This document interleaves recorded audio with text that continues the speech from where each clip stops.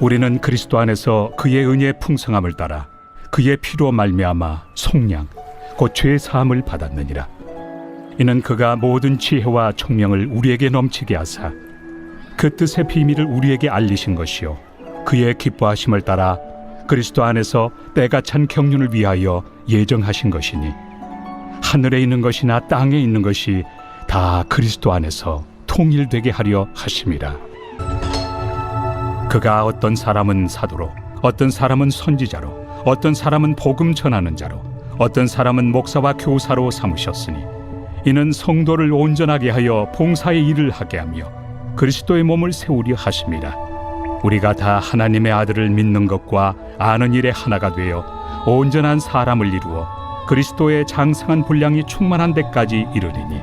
여러분 안녕하세요. 오늘도 말씀으로 승리하는 은혜가 저와 여러분이 함께하길 주님의 이름으로 축원드립니다. 우리 벌써 신약 성경의 10번째 책인 에베소서도 여행을 다 마무리했고요. 오늘 매번 그랬듯 우리 에베소서를 마무리하면서 우리 5가지 의미들로 함께 좀 에베소서를 마무리하고 갈무리하는 우리 시간들을 좀 가지려고 합니다. 앞서 듣고 왔듯이 우리 에베소서의 유명한 핵심 구절들은 이렇게 되어 있습니다. 에베소서 1장 7절에서 10절, 에베소서 4장 11절에서 13절. 그 외에도 유명한 말씀들이 너무 주옥 같은 말씀들 많은데 우리 이런 말씀들을 앞서 함께 좀 듣고 왔고요. 우리 그래도 우리 마무리하면서 2가지 기둥은 한번 되새겨 봅시다. 첫 번째, 에베소서는 위로부터 아래를 향하는 구원의 섭리, 그런 책이다 라고 했죠. 로마서는 반대로 우리 죄인된 우리 비참한 죽음과 심판에 처해 있는 우리의 현실을 아주 리얼하게 묘사한 이후에 그런 우리가 어떻게 위로 향하여 구원을 받을 수 있는가를 말해주는 책이라면, 에베소서는 반대로 어떻게 만세 전부터 하나님의 구원의 섭리가 우리에게 임하여 왔는지, 그런 위에서부터 아래를 향하는 구원을 우리에게 알려주는 책이 에베소서다. 이게 한 축이고요. 또 한 축은 뭐냐면 영적으로 성장하는 교회와 또 성도 간의 화합을 이루는데 더욱더 온전히 참여할 수 있는 교회의 일치, 구원받은 자가 어떻게 변화된 삶을 살고 누려야 되는지 이런 것들을 알려주는 책이 바로 에베소서다. 이런 2가지 우리 기둥들을 놓고 우리가 함께 이 책들을 읽어봤습니다. 자, 그렇다면 우리가 본격적으로 5가지 우리 큰 주제들을 한번 기억하면서 이 에베소서의 여행을 한번 의미를 짓고 정말로 마무리 지어보려고 합니다. 첫 번째 우리가 기억해야 될 건 뭐냐면, 화려한 세속 도시 가운데서도 복음을 피워내는 그리스도인이 바로 에베소서에서 우리에게 주는 메시지다 라고 할 수 있어요. 에베소서는 바울이 감옥에서 기록한 옥중서신이라고 합니다. 에베소서, 빌립보서, 골로새서, 빌레몬서 이런 4권 중에 한 권으로 바울의 1차 로마 감금 생활 중에 골로새서와 빌레몬서와 함께 거의 같은 시기에 기록된 책으로 봅니다. 에베소서는 에베소 지방 교회에 특별한 문제가 있어서 보낸 편지는 오히려 아닙니다. 고린도 전후서와 같이 특정한 교회의 특정한 문제 때문에 보낸 편지가 아니라 에베소 지역 전체 교회들이 지금 당하고 있는 어떤 신앙의 일반적인 문제들, 또 복음은 어떤 것인가, 우리 그리스도인들은 어떻게 살아야 되는가의 어떤 신앙의 보편적인 것들을 주는 내용들이라고 할 수 있습니다. 그래서 에베소서는 에베소 교회뿐만이 아니라 에베소를 중심으로 그 소아시아 여러 교회들에게 보내야지. 그래서 각 교회들이 이 교회가 보고 끝나면 또 다른 교회로 줘서 보는 회람 편지 형식이었을 것이라고, 그런 학설이 일반적인 에베소서에 대한 학자들의 정론이기도 합니다. 즉 어떤 구체적인 현안들을 해결하기 위해 편지를 썼다기보단 당시 대부분의 초대교회들이 직면하고 있던 여러 상황들을 염두에 두고, 그런 상황들 가운데서도 이 편지를 받은 에베소서 지역의 교회들이 그 복음의 내용을 바탕으로 서로 능동적으로 대처할 수 있도록 하기 위해 복음과 신앙의 원리적인 교훈들을 체계적으로 주고자 하는 목적을 가졌던 게 바로 이 에베소서다 라고 할 수 있는 거죠. 특별히 이 에베소서의 무대가 되는 이 에베소 지역은 지금 터키의 남부 지역이라 할 수 있는데, 이 소아시아 최대 도시로 그 지방의 로마 행정의 중심부였다고 합니다. 그래서 에베소는 현재도 세계 7대 불가사의로 남아있는 거대한 아데미 신전이 문화유산으로 남아있을 정도로 신전 도시로 불려왔다라고 할 정도죠. 그러니까 에베소 하면 거의 신전 도시라고 여겨졌다. 바울은 이곳에 이 지방 전체 복음을 전하는 기지로 교회를 처음 세웠던 거예요. 에베소는 교통의 요지이기도 하고 또 매우 번영한 도시였는데, 따라서 에베소 교회도 소아시아 교회의 중심이 될 수 있었고 복음 또는 기독교 사상으로 아주 중요한 위치에 차지할 수밖에 없는 교회에 이르렀다라고도 할 수 있습니다. 이 당시 교회들은 대외적으로는 당시 양대 산맥의 이단이었던 유대 율법주의 이단과 또 영지주의의 발현으로 인해 교회 존립 자체가 위협받는 교회 밖으로는 그런 위협이 있었던 상황이었고, 뿐만 아니라 다신을 섬기는 우상문화, 여러 신들을 섬기는 우상문화, 또 자유방임적인 사람들의 생각, 그리고 성적으로 상당히 문란한 헬라 문화로 인해서 도덕적으로 극심히 부패한 문화가 교회 안에 침투해 들어와서 성도들의 가정생활과 사회생활에 있어서 아주 심각한 윤리적인 위기에 직면하기도 있었다. 그래서 교회 밖으로는 이단의 활동이, 교회 안으로는 도덕적인 타락과 신앙적인 흔들림이 있었던 아주 어려움이 많았던 교회이기도 합니다. 이런 상황 속에서도 복음으로 꽃을 피웠던 에베소 교회는 바울에게 있어서는 잊을 수 없는 곳으로, 바울이 2차 전도 여행 당시에 잠시 들렀다 복음을 전하였고, 본격적으로는 3차 전도 여행 때 다시 방문하여 단일 교회로는 가장 오래 머물렀던 3년 기간 동안이나 에베소에 머물며 눈물과 정성으로 복음을 전하고 교회를 세웠던 곳이기도 합니다. 때문에 바울은 이 에베소 교회에 유달리 관심이 많을 수밖에 없었고, 바울은 에베소에서 꾸준히 말씀을 가르쳤습니다. 그게 우리가 잘 아는 두란노 서원인데요. 이 두란노 서원을 세워서 많은 제자들을 말씀으로 양육합니다. 그 결과 에베소에는 큰 부흥이 일어났습니다. 바울이 에베소를 떠난 후 그의 영적인 아들 디모데가 목회를 이어받아 에베소 교회에서 사역을 하기도 됩니다. 기존에 두기고도 보내고, 바울은 에베소에서 목회하고 있던 젊은 디모데에게 2번이나 편지를 보내는데, 우리가 잘 아는 디모데전서와 디모데후서가 바로 이후에 그 편지가 되는 거죠.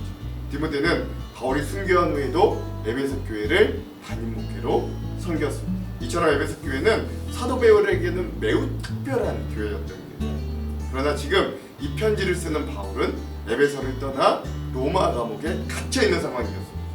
사랑하는 에베소 교회를 재방문하고 싶어도 갈 수가 없었죠. 다시 에베소 교회 성도들을 볼 수 있을지 없을지도 불투명한 상황이었습니다. 그래서 바울은 감옥에서 보고 싶은 에베소 성도들을 격려하고 이들에게 바른 신앙을 권면하기 위해 편지를 기록한 게 바로 우리가 읽었던 에베소서였던 거죠. 앞서 말씀드린 대로 에베소 지역은 참으로 크고 화려하고 멋진 도시였습니다. 그리고 세속적인 가치관과 우상 숭배가 만연한 곳이기도 했습니다. 사도 바울은 그런 곳에서 하나님의 자녀로 부르심을 받은 에베소 성도들이 예수 그리스도의 참된 제자가 되어 변치 않는 신실한 믿음과 또 변치 않는 예수를 사랑하는 사랑의 사람들이 되기를 끝까지 간구했던 겁니다. 오늘날 우리가 살아가는 이 세상도 에베소 지역과 같이, 아니 에베소보다도 더한 세속적인 가치관과 쾌락의 문화와 음란하고 혼잡한 문화 가운데, 그런 세속 시대 가운데 살아. 그래서 에베소서를 한번 다 같이 읽은 우리는 이 메시지가 꼭 에베소에 있는 성도들에게만 전달된 메시지가 아니라 그 2000년이 지난 지금도 여전히 타락하고 여전히 방임되고 여전히 음란하고 여전히 혼란한 이 세대 속에서 변함없이 예수 그리스도를 사랑하는 믿음의 힘과 또 그 사랑의 은혜가 우리 모두에게 있게 되기를, 그런 마음으로 읽었을 우리 에베소서 여행이 될 줄로 믿습니다. 그리고 그런 여러분들이 되기도 주님의 이름으로 축원드립니다. 이게 에베소서의 첫 번째 주제, 세속적인 도시 가운데서도 복음을 피워내는 사람들이라는 주제입니다. 두 번째, 에베소서에 우리가 살펴볼 두 번째 달무리할 주제는요, 그리스도 안에서의 성도의 정체입니다. 이 성도의 정체가 어떤 거예요? 위에서부터 주어지는 구원을 은혜로 얻은 자들이다 라는 거죠. 에베소서는 그리스도인으로서의 정체성과 그들을 격려하는 서신이라고 불리우는데, 이는 바울이 이 편지를 통해 예수 그리스도 안에 있는 자가 진정 누구인지 그 정체성을 확실하게 정의하고 있고, 또 예수님 안에 있는 자가 어떻게 살아야 되는지에 대한 행위의 변화, 즉 도덕성을 힘있게 격려하기 때문입니다. 동시에 에베소서만큼 기도문, 찬송시, 교리적인 단원이 많은 책도 없습니다. 그래서 한 주석가는 이 에베소서 책 편지 전체가 기도와 찬송으로 이루어져 있다라고 말할 정도로, 그 말은 바울이 단지 에베소 교회에게 예수 그리스도 안에서 너희 그리스도인으로서의 정체성을 바로 하려고 요구한 게 아니라 오히려 삼위일체 하나님께서 그들로 그런 것들을 알게 해달라고 기도했다라는 걸 의미합니다. 또한 이 에베소 교회들과 성도들이, 지역의 교회와 성도들이 예수 그리스도 안에서 어떤 복을 얻었는지 알게 되면 바울처럼 하나님의 구원을 찬송하고 그분이 기뻐하는 뜻대로 살 수 있는 동기와 능력을 얻게 될 것이라는 바울의 확신이 있었다는 것도 우리는 이제는 잘 압니다. 그래서 에베소서는 예수 그리스도 안에서 라고 하는 말이 상당히 많이, 거의 40번, 정확히는 39번 등장하고요. 예수 그리스도 안에서라는 말이 이 에베소서의 핵심 단어가 됩니다. 예수 그리스도 안에서 우리가 누구인지가 정확히 정의가 되고, 또 예수 그리스도 안에서 우리가 어떻게 살 것인지가 정의되고, 즉 그분 안에서 우리의 being, 존재가 어떤 것이고 우리의 doing, 우리의 행동이 어떻게 변화될지를 알려준다라는 겁니다. 특별히 에베소서에서 바울은 로마서와는 완전히 다른 방향으로 죄인 되었던 우리 인간들이 어떻게 구원을 얻게 되었는가를 설명해 주는데, 로마서는 앞서 말씀드렸듯 철저히 아래에서부터 죄와 사망의 굴레에 갇혀있던 이 아래에서부터 시작하여 예수 그리스도의 십자가 은혜로 이루는 아래에서 위를 향하는 구원의 방향대로 복음을 설명하였다면, 우리가 읽었던 이 에베소서는 복음은 이전에 감추어져 있다가 하나님의 비밀로 우리에게 드러나 주어진, 만세전부터 우리에게 계획된 위에서부터 아래로 주어진 복음의 방향을 또한 말해주는 겁니다. 뭐가 옳고 그른 게 아닙니다. 이렇게 구원은 하나님께서 위에서 아래로, 아래에서 위로 양방향으로 우리에게 주신 일이라는 걸 알면 됩니다. 특별히 하나님은 크신 사랑 안에서 창세전에 우리를 택하여 주셔서 예수 그리스도로 말미암아 성도들을 자기의 아들들로 삼으셨고, 예수님의 그 은혜의 풍성함을 따라 십자가에서 우리를 위해 피 흘리심으로 그 구원 사역을 완성하셨습니다. 또한 성령님은 우리의 구원, 그런 구원, 예수로부터 얻어진 구원을 우리에게 인쳐 주심으로 삼위일체 하나님께서 성부, 성자, 성령 하나님이 구원의 사역을 완성하고 이루어 주셨던 겁니다. 이렇듯 교회의 존재의 궁극적인 근원은 언젠가는 끝날 이 일시적인 이 땅, 즉 세속적인 영역에서가 아니라 하나님의 영원하신 뜻과 그 뜻을 이루는 삼위일체 하나님의 구원 사역 속에서 우리에게 발견되어질 수 있다. 위에서부터 아래를 향하는 구원의 모습을 우리에게 알려줍니다. 즉 인간의 노력으로는 도저히 찾거나 얻을 수 없는 그 구원의 경륜이 우리 구원받은 성도들로 그렇게 하나님의 놀라운 경륜과 계획하심 속에서 또 그렇게 구원에 속한 자들로 우리가 서게 되었다. 우린 그런 존재다라는 걸 알려주는 거죠. 특별히 에베소서에서 그리스도인들은 그래서 그 주님이 원하시는 교회를 이루는 구성원이 됩니다. 애초에 하나님과 맺은 언약을 파기한 인간은 죄의 노예가 되어 그 죄값으로 영원한 멸망 가운데 있을 수밖에 없었습니다. 그러나 하나님은 자신의 지혜와 방법으로 인간들의 죄의 문제를 해결하기 위해 자기 하나밖에 없는 아들 예수 그리스도를 이 땅에 보내어 십자가에서 피 흘리게 하심으로 하나님과 인간 사이에 화목제물을 삼으셨고, 그리스도께서 성부 하나님의 뜻에 완전히 순종하여 친히 십자가를 지어 피 흘리심으로 각 개인들의 성도를 구원하여 주셨던, 완성하신 거죠. 이 모든 일들은 사실 창세전부터 예정된 하나님의 구원과 사랑의 뜻이기도 합니다. 그러므로 그러한 성도들이 모여 이루는 교회 공동체란 결국 구속함을 입은 성도들의 이 땅에서 지상 공동체로 그리스도의 구원 사역은 교회 전체의 근원이 됩니다. 주님의 구원이 없다면 교회도 없었다라는 걸 알려줍니다. 그러므로 예수 그리스도로 인해 구원받은 성도들이 모인 공동체가 교회라면 그 교회의 머리는 당연히 그 구원의 주체 되셨던 예수 그리스도가 되어야, 즉 그리스도인들은 그 머리 대신 예수님을 따라가는 몸된 지체들이 되는 거예요. 따라서 그리스도의 몸된 교회를 이루는 성도들은 예수님과 연합하여 그리스도의 고난과 죽음, 이것뿐만 아니라 부활과 영광에 함께 참여하는 자들이 됩니다. 머리가 몸에서 떨어질 때 육체의 생명이 끊기는 것처럼 교회가 예수 그리스도와 연합을 상실할 때 더 이상 생명력을 발휘할 수 없게 됩니다. 우리의 머리 대신 그리스도 예수께서 교회의 지혜와 용기를 공급해 주심으로 교회는 그 힘을 얻어 사단의 세력과 싸울 수 있고, 또한 예수님이 성령님을 통해 각양 은사를 교회에 주심으로 교회는 유지되고 있음을 알려주므로 그리스도인들은 예수님과 함께 연합하고 그 믿음과 삶이 생동하는 자들임을 에베소서가 우리에게 여태까지 잘 알려주었습니다. 그러므로 오늘 우리가 에베소서를 다 읽고 예수님을 만나 만세전부터 구원으로 예정된 자들로 오늘 내가 그런 그리스도인으로 서 있음을 기억하시고 우리 그리스도인으로서 새로운 삶을 나아가는 용기가 있기를 또한 간절히 소망합니다. 세 번째 주제, 또 에베소서 하면 유명하게 교회의 일치에 대해서 이야기하거든요. 즉 그리스도 안에서 교회의 일치와 세상 속에서의 역할을 이야기합니다. 소아시아 서쪽 극단에 위치한 도시 에베소는 헬라 문화를 꽃피운 그리스의 그리스 제국, 헬라 제국의 식민지였다가 로마의 자치 도시가 된 곳이었습니다. 따라서 이곳에서 그리스 우상인 우리 아데미 여신 등을 섬기는 신전들이 많았죠. 특별히 그 신전 앞에는 큰 규모의 아데미 여신상이 세워져 있었고, 신전 안에는 수백 명의 종교 의식을 위해 준비된 이 혼음을 위한 여공창, 여사제들이 넘쳐났다고 합니다. 그런 역사적 영적 배경을 가지고 있던 에베소 교회는 처음부터 이방인들과 유대인들이 함께 모여져서 세워진 교회인데요. 그러다 시간이 지날수록 이방인의 수가 많아지고 유대인들과의 갈등이 심해지면서 여러 위기가 찾아왔습니다.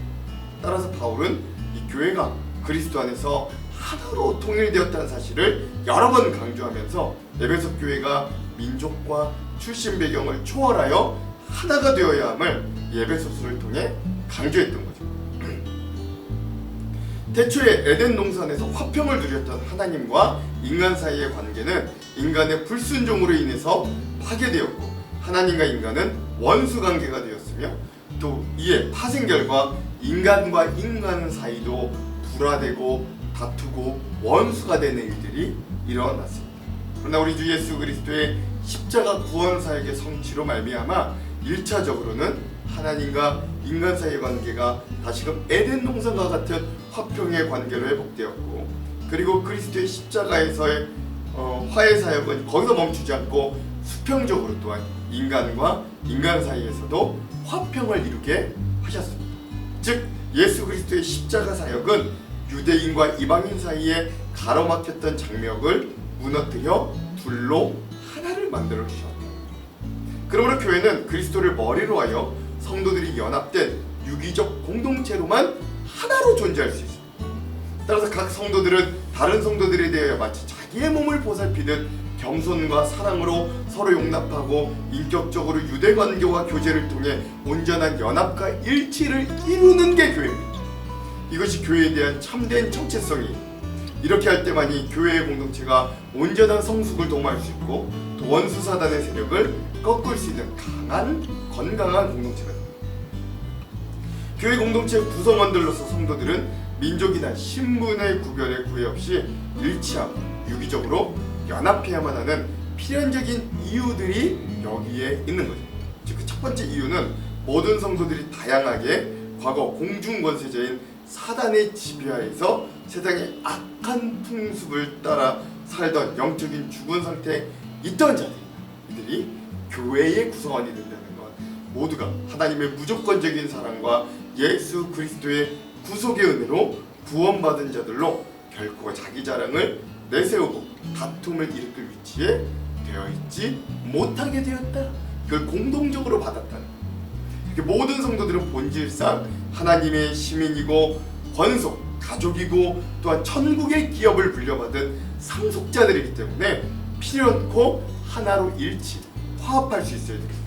예수 그리스도는 십자가에서 피 흘리심으로 하나님과 인간 사이에 막힌 죄의 담을 헐어버리는 화해의 사역을 하셨을 뿐만 아니라 인간과 인간 사이의 불화와 갈등의 대표적인 상황이라고 할 수 있는 유대인과 이방인 사이의 중간에 막힌 담을 헐어버리고 둘로 하나를 만드는 화해의 사역을 하심으로 본질상 그리스도 안에서 교회로 연합과 일치를 이루게 하셨다. 이는 에베소서가 여러 가지 이유들로 인하여 교회의 본질을 망각하고 극심하게 분열된 현대 교회들의 굉장히 커다란 도전의 메시지를 주는 그런 일들이기도 합니다. 오늘 교회 안에서 예수님께서 십자가의 피 흘리심으로 허물어버린 그 담들을 다시 쌓아올리는 어리석은 모습들이 있지는 않은가? 우리가 에베소서를 다 읽어가면서 한번 우리를 되돌아보아야 됩니다. 우리의 인간적인 편견이나 여러 가지 욕심들로 인하여 교회가 나뉘어지고 서로 사이에 높은 장벽들이 있다면 그건 분명 그리스도 예수의 화해의 사역에 정면으로 거스리고 있다는 걸 기억해야 됩니다. 그러나 한편 우리 교회의 일치라는 명분으로 불의의 타협이 있어서도 안 되는 거예요. 이 에베소서 여행을 통해 우리는 나뉘어짐은 막고 교회가 힘써 하나됨을 지켜서 예수 그리스도 안에서 교회의 화합과 일치를 지키는 자들로 다시금 거듭나게 되셨는 줄로 저는 믿습니다. 근데 또한 특별히 이 교회 일치를 이루어야 되는 특별한 이유가 에베소서에는 또 하나 등장하는데 바로 에베소서 1장 22절에서 23절의 말씀입니다. 또 만물을 그의 발 아래 복종하게 하시고 그를 만물 위에 교회 머리로 삼으셨느니라. 교회는 그의 몸이니 만물 안에서 만물을 충만하게 하시는 이의 충만함이라. 아멘. 그렇죠? 교회가 일치를 이루어야 하는 이유는 바로 교회가 예수 그리스도의 몸이 되기 때문입니다.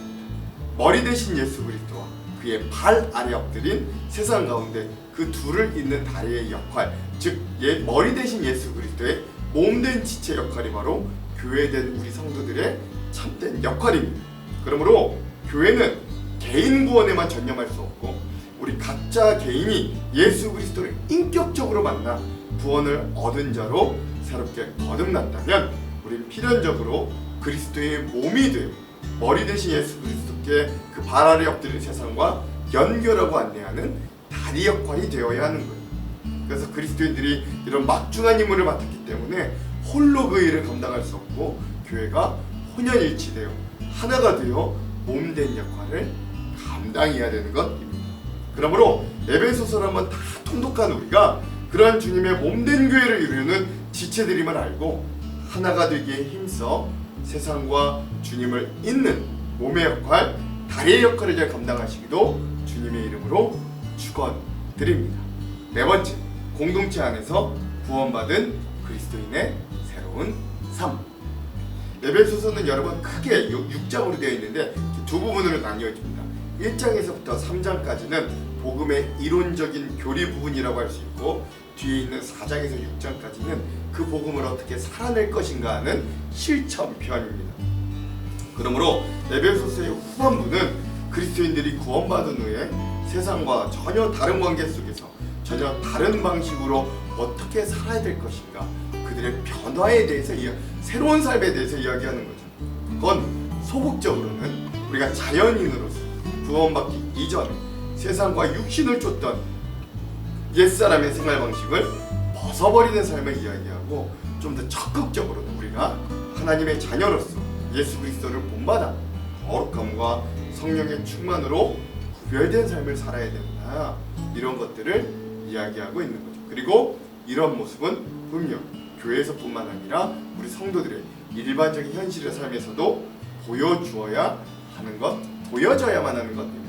앞서 말씀드렸듯 바울은 하늘로부터 내려오는 놀라운 구원의 섭리, 즉 삼위일체 하나님의 사역으로부터 우리에게 은혜와 비밀스러운 경륜으로 주어진 이 구원을 얻은 자의 반응과 실천의 영역을 후반부에 첨가하여서 우리의 삶의 가장 현실적인 자리에서 구원받은 새로운 존재가 된 우리가 어떻게 변화된 행위와 행동으로 살아야 하는지를 우리에게 이야기해 주고, 특별히 우리의 가정이라는 삶의 가장 기초된 공동체에 대해서 부부가 서로에게 어떻게 대해야 할지, 그리고 부모와 자식 간의 관계가 어떠해야 될지를 또한 이야기합니다.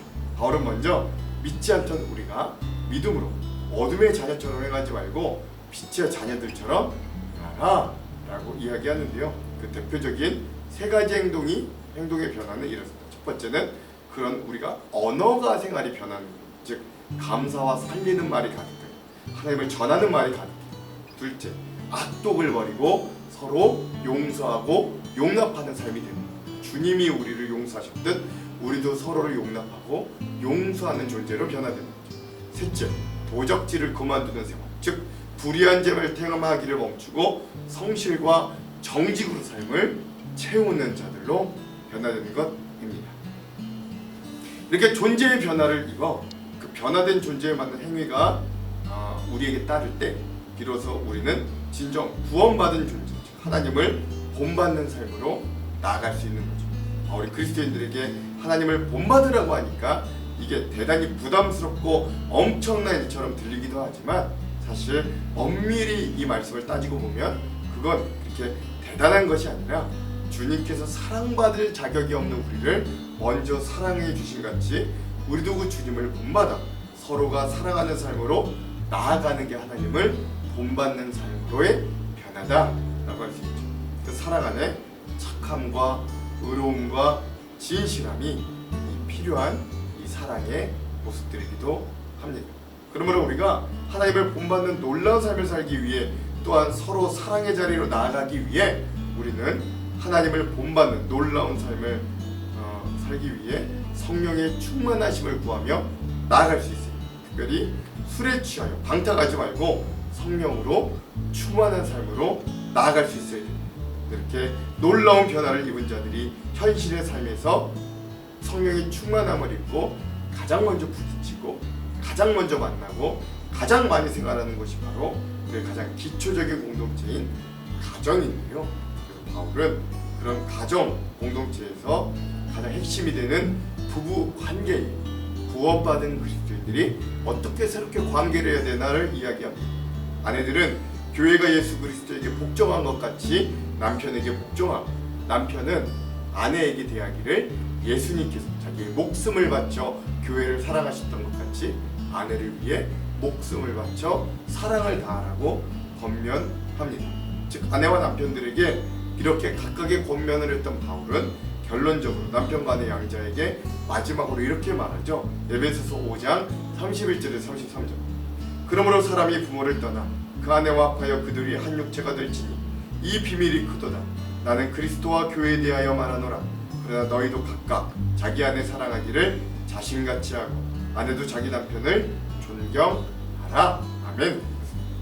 오늘 결론에 의하면 아내가 먼저 순종하냐, 남편이 목숨을 바쳐 사랑해야 되느냐, 이게 누가 먼저냐 이런 걸 따지기보다는 결국 바울은 부부는 결국 한 몸을 이루어 서로 다치지 않고 서로가 상처받지 않도록 서로 존중, 이 부부에 대한 문장을 시작하며 맨 처음으로 이야기했던 것처럼 피차 서로에게 복종하고 서로가 내 몸같이 서로 상대에게 목숨을 걸어 살아가고 서로가 서로에게 존경과 존중 보내기를 강건하게 이야기하는, 즉 교회, 그리스도와 교회가 뗄래야 뗄 수 없는 신비한 연합관계인 듯 남편과 아내도 이런 신비한 연합을 이뤄 한 몸이 되었음을 강조하고 남편과 아내로 하여금, 부부로 하여금 각자의 본분에 충실해 서로를 존경하고 서로를 사랑할 것을 교훈해주고 있는 것이지요.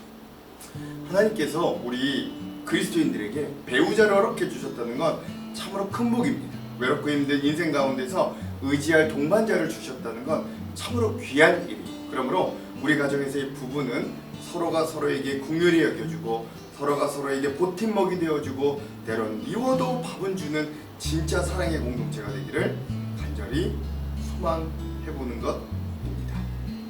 그런 이후에 바울은 그런 부부생활 이후의 가정 내에서 또한 부모와 자식 간의 관계에 대해서도 우리가 어떻게 새롭게 해야 될지를 이야기합니다.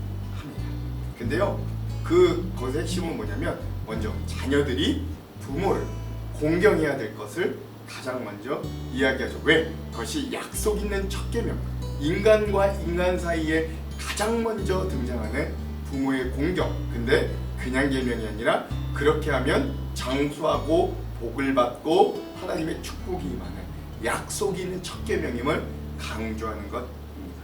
그러나 부모들도 자녀들을 자기의 욕심과 그들을 마치 자기의 소유와 같이 대하지 말고 그들을 하나의 인격체로 대하여 그들을 분노케 하지 말라고, 또한 부모들은 자녀들에게 이렇게 대하라 강권하는 것이지. 사실 가정의 온전한 일치를 위해서는 부부의 화합 못지않게 부모와 자녀 사이의 화합이 절실하게 요구됩니다. 이를 위해 자녀들은 하나님께서 부여하신 부모의 권위에 마땅히 순종함으로 부모를 공경해야 되고, 부모는 자녀에게 그가 마땅히 행할 바를 믿음으로 가르쳐야 되고 행함으로 보여주어야 합니다. 그래서 성경은 자녀에게 때론 사랑의 매도 들 줄 알아야 된다 라고까지 이야기하는 거예요. 그러나 특별히 부모는 그 자녀에 대해 하나님께서 그 백성을 사랑하신 것 같이 헌신적으로 사랑해야 되고, 자녀들이 납득하고 받아들일 수 있는 삶의 모범을 보일 수 있도록 또한 무던히 애를 써야 되는 게 오늘 우리 부모들의 역할이기도 합니다. 이와 같이 자녀는 부모를 공경하고 부모는 자녀를 사랑으로 양육할 때 교회의 내에 가장 기초가 되는 공동체인 우리의 소중한 가정이 하나님 보시기에 아름답게 연합될 줄로 믿고, 예배소서를 읽는 우리의 가정들이 부부가 부모와 자녀들이 그런 모습이 될 줄도 저는 믿습니다. 마지막으로 바울은 또한 노예와 상전의 관계에서 가장 중요한 그리스도의 덕목을 이야기하는데 그건 상생이다 라고 할 수 있습니다. 원래 예전에는 가정 내에 주인과 종이 있어서 이거 가정생활로 볼 수도 있으나, 지금 우리로 와서 우리 보자면 우리 지금은 가정 내에 뭐 종과 노예 이거 없잖아요. 그러니까 직장 생활에서의 상사와 부하 또는 고용인과 피고용인 뭐 이런 관계들로 적용해도 큰 무리는 없다고 볼 수 있는 거죠. 즉 이런 자들이 사회생활할 때 높은 직급에 있는 자는 갑질 또는 낮은 자에 있는 자는 눈치 보며 게으름으로 대하지 말고 서로가 다 하나님이 상전이 되듯이 하나님께 대하듯 정직하고 성실하고, 그리고 서로 상생의 마음으로 각자의 자리에 최선을 다하여 세상을 경영해 가는 게 우리 그리스도인의 자세다 라고 바울은 이야기합니다. 아무쪼록 우리가 마주하게 된 이 교회 밖에 사회생활 가운데서 정직과 성실로 모든 일을 죽게 할 수 있는, 그리고 가정 내에서 서로를 사랑하고 존경하고 존중하고 본을 보이는 우리 한정록교회의 모든 공동체, 그런 가정과 삶이 되기를 주님의 이름으로 축원드립니다. 마지막 5번째, 영적 무장을 해야 되는 우리 그리스도인의 교회 밖의 삶에 대해 에베소서도 강렬하게 이야기합니다. 바울은 마지막으로 그리스도 안에서 새롭게 지음받은 성도들이 새 생활을 온전히 영위하기 위해 필연적으로 수행해야 될 마귀와의 영적 전쟁에 임함에 있어서 하나님의 전신갑주를 입어라, 성령에 충만하라 라고 우리들에게 주문을 해주고 있습니다. 우리가 예수님을 만나기 전에 몰랐으나 예수님을 인격적으로 만나고 나니 세상에 나가 현실적인 삶이 모두가 영적 전쟁터임을 절실하게 느끼게 됩니다. 특별히 우리 베드로전서에 있는 말씀처럼 사단은 오늘도 우리 믿는 자들을 우는 사자와 같이 노리고 믿음을 해서 언제든지 떨어지게 만들고, 또 때론 고난과 연단이라는 유혹이라는 불화살을 우리에게 쏘아대므로 우리의 믿음이 꺾이기를 바라나, 그러나 주님은 그런 공격과 유혹에 우리가 넘어지지 않도록 전신갑주를 우리에게 허락해 주셨습니다. 사실 이 교회가 있는 에베소 지역이 제가 앞서 말씀드렸지만 호화롭고 음란하고 세상에 가장 첨단에 서 있던 도시였기 때문에 이곳에서 예수 그리스도를 만나고 교회 공동체를 세운 그리스도인들이 복음을 지키고 신앙의 순수함을 지켜내기 위해서는 먼저 교회 연합을 이루는 것도 중요하지만 개개인 영적으로 무장하여서 온전히 믿음을 세상 속에서 지켜내는 게 무엇보다도 절실하다라고 할 수 있는 거죠. 그런데 그때뿐만이 아니고 오늘도 마찬가지예요. 그래서 오늘날 우리도 영적인 무장을 해야 되는 거예요. 우리가 대부분 살아가는 삶이요, 교회 안이라기보다, 가정이라기보다 보통 교회 밖에서 우리가 생활할 때가 훨씬 더 압도적으로 많습니다. 그러니 그 세상 밖에서 우리를 호시탐탐 노리고 믿음을 떨어지게 하는 이 사단의 공격 앞에서 우리는 영적 무장을 해야만 온전히 승리할 수 있는 것이죠. 그래서 바울은 그 당시 로마 군인들의 무장의 모습을 그대로 빗대어 영적인 전신갑주에 대해 이야기합니다. 짧게 한번 기억해 볼까요? 제일 먼저 진리의 허리띠를 통해 십자가와 부활 사건을 통해 우리의 참 진리가 되셨던 그 예수 그리스도를 통해 우리에게 주신 그 하나님의 말씀을 우리의 마음과 삶의 중심 가운데 허리에 기준으로 두어 우리가 영적인 전쟁의 자리에 나아갈 채비 허리띠를 동여매는 것, 우리 그거를 진리의 허리띠다라고 하였지요. 그래서 그 진리가 우리의 마음에 채워져서 다른 것들이 우리의 마음과 생각을 사로잡지 못하는 진리 가운데 온전히 동여맨 인생들이 먼저 되어야 합니다. 그 이후에는 의의 호심경을 통해 우리 그리스도인들의 신앙생활에 예수 그리스도께서 우리를 의롭게 하시는 그 은혜를 우리의 삶의 심장, 우리의 신앙생활의 심장, 핵심, 원동력으로 삼고, 그래서 그 하나님의 의로우심은 심판과 투쟁으로 얻어지는 인간의 의로움과는 완전히 다른 의로움이다라는 걸 먼저 알아야 됩니다. 그럼 그 하나님의 의로우심은 용서와 용납에 있고 우리에게 주어져서 우리를 살게 하고 보호하는 은혜로 우리를 이끌어 주십니다.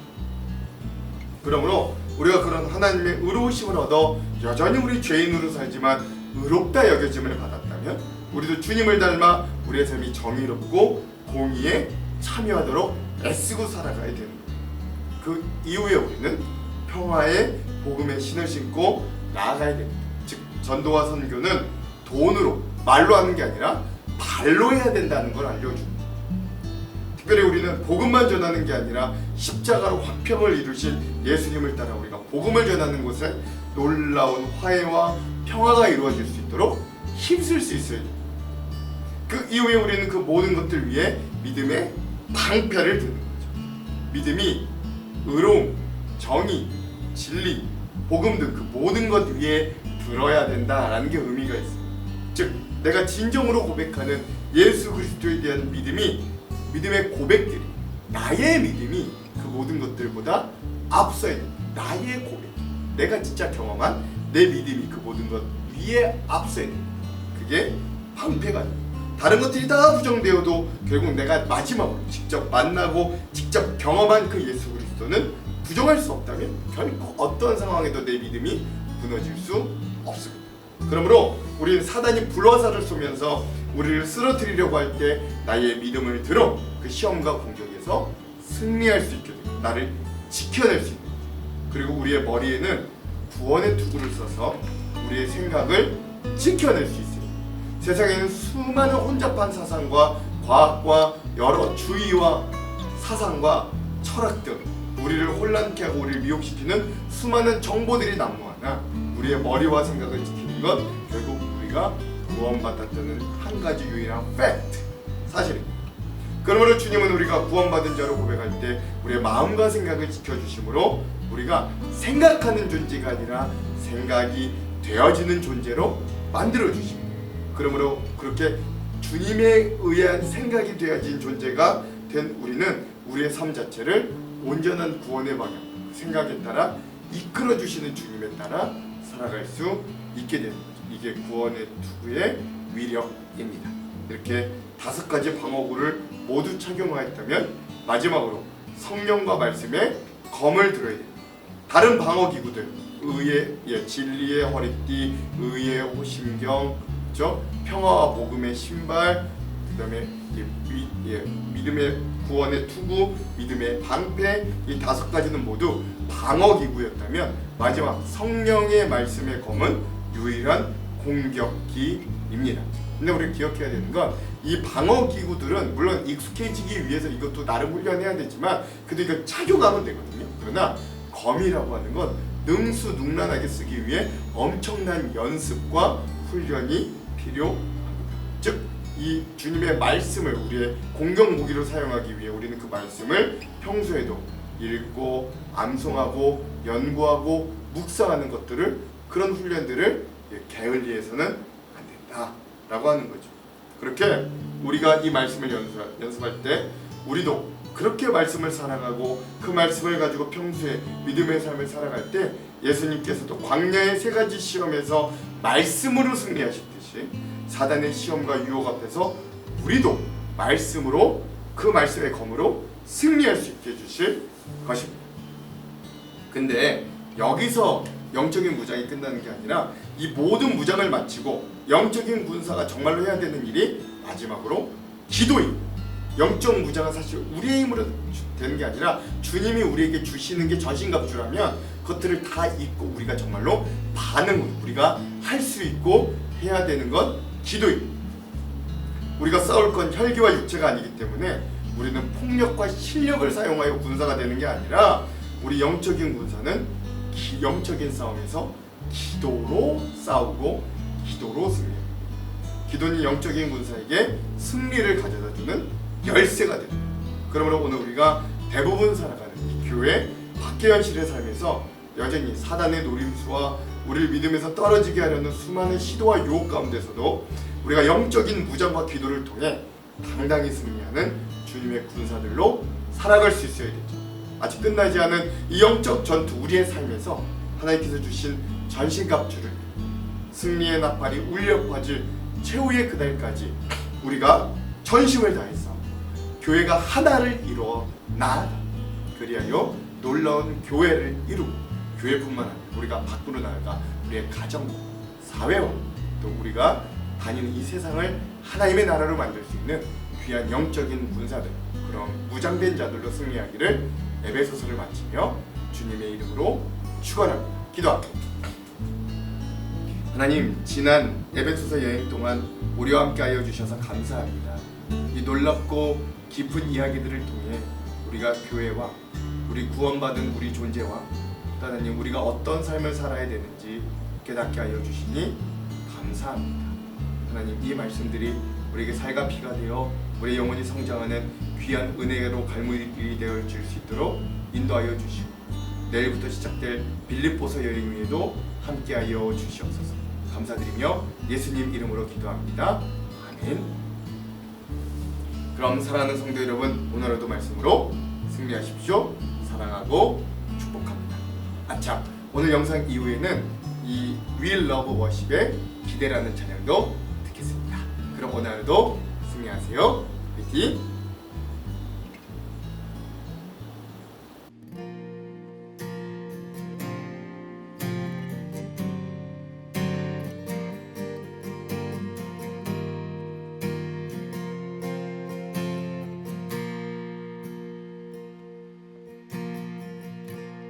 주 안에 우린 하나, 모습은 달라도 예수님 한 분만 바라네. 사랑과 선애로 서로를 격려해 따스함으로 보듬어가리. 주님 우리 안에 함께 하시니 형제자매의 기쁨과 슬픔 느끼네. 내 안에 있는 주님 모습 보네. 그분 기뻐하시네.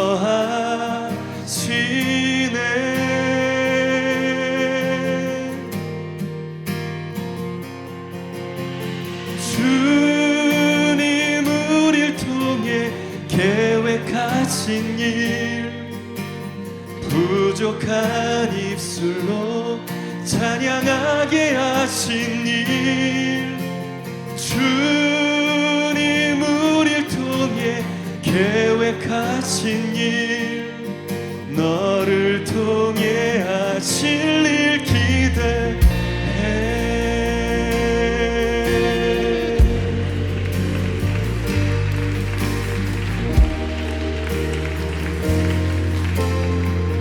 다시 한번 고백합시다. 주 안에 우리 하나, 주 안에 우리 하나, 모습은 달라도 예수님 한 분만 바라네. 사랑과 선행으로 서로를 격려해 따스함으로 보듬어가리. 주님 우리 안에 함께 하시니 형제 자매의 기쁨과 슬픔